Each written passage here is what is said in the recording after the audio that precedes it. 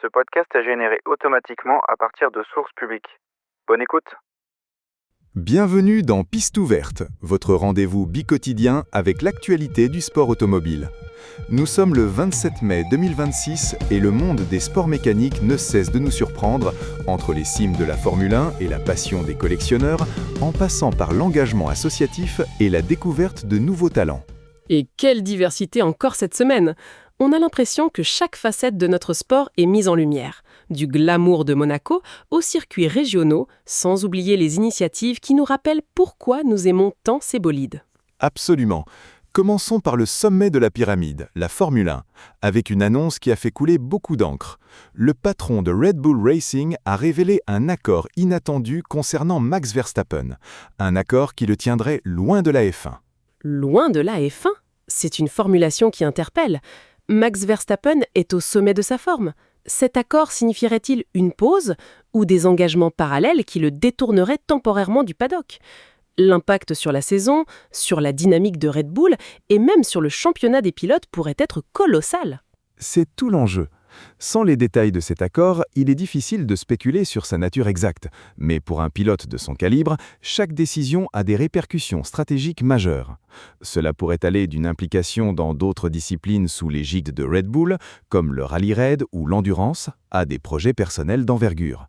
Rappelons que Red Bull est un empire sportif qui s'étend bien au-delà de la Formule 1, offrant à ses athlètes des opportunités variées. Un tel arrangement pourrait être une manière de diversifier les horizons d'un pilote star, tout en maintenant son engagement à long terme avec la marque. Ou peut-être qu'il prépare sa reconversion en pilote de tracteur. Plus sérieusement, cette annonce souligne la complexité de la carrière d'un pilote de F1 aujourd'hui. Ce ne sont plus seulement des athlètes, mais des marques à part entière, avec des contrats qui dépassent largement les simples tours de piste. Exactement. Et en parlant de la Formule 1 et de son aura, une autre nouvelle nous emmène à Monaco. En marge du Grand Prix de Monaco 2026, une vente aux enchères exceptionnelle est prévue, avec des pièces emblématiques, casques signés, combinaisons et même une monoplace. Ah, le Grand Prix de Monaco. C'est toujours le rendez-vous le plus glamour du calendrier. Une vente aux enchères de ce type ajoute une dimension historique et financière à l'événement. Qui ne rêverait pas d'acquérir une part de l'histoire de la F1 ? C'est un marché de collectionneurs extrêmement dynamique. Les objets liés à la Formule 1, surtout ceux ayant appartenu à des légendes ou liés à des moments clés, atteignent régulièrement des sommes astronomiques. Une monoplace, par exemple, peut se vendre plusieurs millions d'euros. Cette vente n'est pas seulement un événement pour les passionnés, c'est aussi un baromètre de la valeur patrimoniale et financière de la F1. Elle contribue à entretenir le mythe et l'exclusivité de ce sport.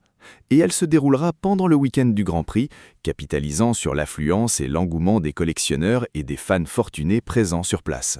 C'est fascinant de voir comment le sport automobile, au-delà de la compétition pure, est aussi un véritable patrimoine, un objet de collection et d'investissement. Cela nous amène à la question de la conservation et de la mise en valeur de cette histoire. Une transition parfaite, Laura, car plusieurs initiatives récentes témoignent de cette volonté de préserver et de partager la passion automobile. Au Mans, un nouveau musée du sport automobile vient d'ouvrir ses portes. Une excellente nouvelle pour les amateurs d'histoire et de belle mécanique. Le Mans, c'est un lieu emblématique. La ville respire l'endurance et les 24 heures. Un musée là-bas, c'est une évidence, une institution nécessaire pour raconter l'épopée de cette course mythique et de tout le sport auto français. On y retrouvera sans doute des modèles ayant marqué l'histoire, des histoires de pilotes, des innovations techniques. Le Mans est intrinsèquement lié à l'histoire de l'automobile et du sport mécanique. Les 24 heures du Mans, depuis leur première édition en 1923, ont été le théâtre d'innovations techniques majeures et de duels légendaires. L'ouverture de ce musée est une reconnaissance de cette richesse historique et un moyen de la transmettre aux nouvelles générations. C'est aussi un pôle d'attraction touristique important pour la région. Et en parlant de figures emblématiques, Richard Mille, l'horloger de luxe, est au cœur de deux de nos actualités. D'abord, il a co-créé le musée M24, où il partage sa vie de passion automobile. Et puis, l'équipe s'interroge sur l'attrait de ces montres de luxe auprès des sportifs. Richard Mille est un personnage clé. un pont entre le luxe, l'ingénierie de pointe et la passion automobile. Son implication dans le musée M24 n'est pas anodine. Ce musée est l'expression de sa vision, un lieu où l'art de l'horlogerie rencontre l'excellence mécanique des voitures de course. C'est un espace dédié à des pièces rares, souvent uniques, qui reflètent la même quête de performance et de précision que l'on retrouve dans ses montres. C'est son rêve de gosse qu'il réalise. C'est beau de voir comment une passion peut se transformer en un projet aussi ambitieux. Et ces montres, elles sont devenues un symbole de statut pour de nombreux sportifs de haut niveau. On les voit souvent aux poignets de pilotes de F1, de footballeurs, d'athlètes. C'est une stratégie de marque brillante. Les montres Richard Mille sont conçues avec des matériaux innovants et des technologies empruntées au sport automobile et à l'aéronautique, les rendant légères, résistantes et précises. Elles sont un prolongement de l'esprit de compétition, de l'exigence de performance. Pour les sportifs, porter une Richard Mille, c'est afficher une certaine appartenance à un cercle d'excellence, une reconnaissance mutuelle de la performance et de l'innovation. C'est un investissement, certes, mais aussi un signe de ralliement. On voit donc que la passion automobile peut s'exprimer de multiples façons, du musée à l'objet de luxe. Mais elle peut aussi prendre des formes plus intimes, comme celle d'Antoine Pilette qui ouvre son château en Indre-et-Loire aux amateurs de belles cylindrées. Il avait même une voiture de course dans le salon. C'est l'essence même de la passion. Antoine Pilette, à travers son initiative, offre une expérience unique. Ouvrir son domaine, c'est partager une collection personnelle, une histoire familiale souvent liée à l'automobile. Cela crée une proximité rare entre les propriétaires et les passionnés, loin des grands musées institutionnels. Une voiture de course dans le salon, cela illustre parfaitement cette immersion totale dans le monde automobile. C'est une manière très authentique de faire vivre le patrimoine automobile, de le rendre accessible au public. Cela me rappelle que le sport auto, ce n'est pas seulement l'élite, mais aussi une communauté de passionnés à tous les niveaux. Exactement. Et cette communauté est soutenue et structurée par des instances comme la Fédération française de sport automobile. Michael Desmond, de la FSSA, a récemment évoqué une grande responsabilité dans son rôle. La responsabilité de la FSSA est immense. Elle doit gérer la sécurité, la réglementation, la formation des jeunes talents, le développement des différentes disciplines, du karting à la course de côte en passant par le rallye. C'est un équilibre délicat entre tradition et innovation. Le rôle de l'AFSSA est fondamental pour la pérennité et le développement du sport automobile en France. Elle est garante de l'éthique sportive, de la sécurité des compétiteurs et des spectateurs.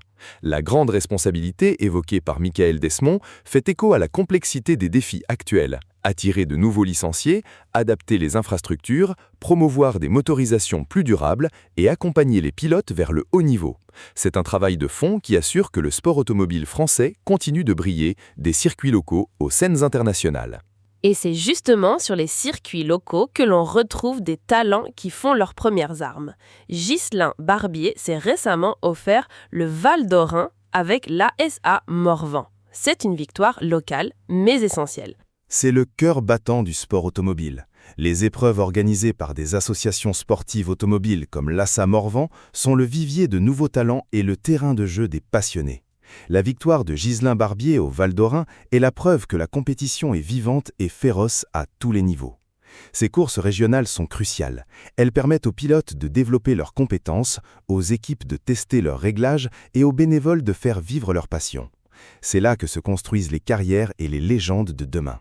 C'est inspirant de voir ces pilotes s'investir corps et âme, souvent avec des budgets limités juste pour la joie de la compétition. Et c'est aussi là que l'on voit la passerelle entre le virtuel et le réel, comme le montre l'histoire de Romain Rateau, dont le rêve à grande vitesse le mène du simulateur à la piste. Le parcours de Romain Rateau est emblématique des nouvelles voies d'accès au sport automobile. Le simulateur est devenu un outil de formation et de détection incontournable. Il permet aux jeunes pilotes de développer leurs réflexes, leur compréhension de la course et leur stratégie à moindre coût avant de faire le saut vers la piste réelle. C'est une démocratisation de l'accès à la compétition, même si le passage au réel reste un défi financier et technique majeur. Mais cela prouve que le talent peut émerger de plateformes inattendues. C'est une belle histoire qui montre que la passion n'a pas de frontières, qu'elle soit virtuelle ou réelle. Et pour finir sur une note positive et engagée, parlons de l'événement Sport et Collection qui revient au circuit du Val de Vienne. Du 28 au 31 mai 2026, les Ferrari vont rouler contre le cancer. C'est une initiative absolument remarquable et qui arrive dès demain, du 28 au 31 mai 2026.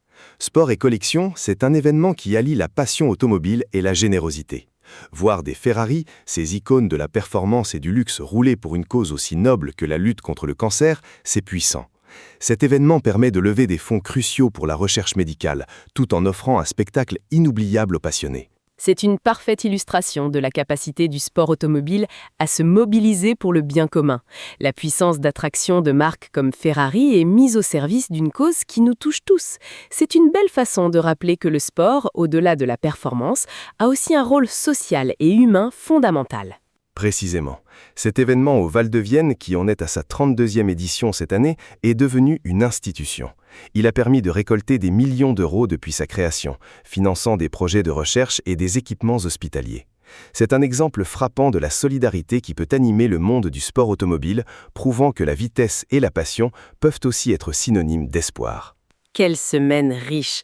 Entre les annonces qui secouent la F1, l'ouverture de musées qui célèbrent notre histoire, l'engagement des fédérations et des bénévoles et ces initiatives caritatives, le sport automobile nous montre encore une fois toute cette diversité et son dynamisme. C'est un monde en constante évolution, où la tradition côtoie l'innovation, où la compétition de haut niveau inspire la passion locale et où la générosité peut s'exprimer au son des moteurs. Merci de nous avoir écoutés. Rendez-vous très bientôt pour une nouvelle piste ouverte.